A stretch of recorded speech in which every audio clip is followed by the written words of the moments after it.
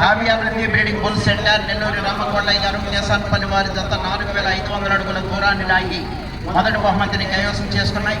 రెండవ బహుమతిని గొట్టిపాటి రవికుమార్ గారు యూత్ చేప్ పంగులూరు వారి జత 4094 అడుగుల 6 అడుగుల దూరాన్ని లాగి రెండవ బహుమతిని కైవసం చేసుకున్నాయి.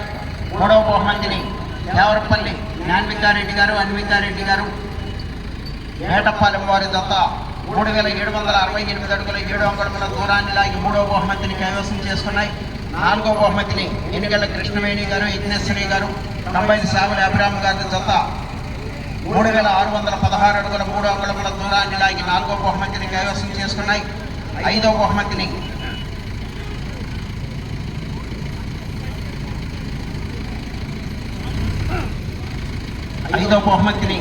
శ్రీ మహానందేశ్వర స్వామి ఆశీస్సులతో వై మనోజ్ చౌదరి గారు రావిపాడు నరసరావుపేట మండలం పల్నాడు జిల్లా వారి జత 3600 అడుగుల దూరాన్ని లాగి ఐదవ బహుమతిని కైవసం చేసుకున్నాయి.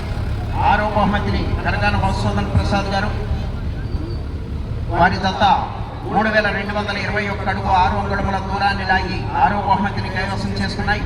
ఏడవ బహుమతిని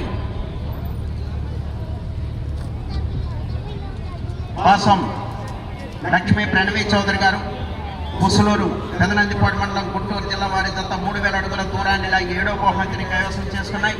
ఎనిమిదవ బహుమతిని పమ్మిడి అంజీ సోదరి గారు పత్తిపాడు వారి జత 2173 అడుగుల 2 అంగుళముల దూరాన్ని లాగి ఎనిమిదవ బహుమతిని కైవసం చేసుకున్నాయి.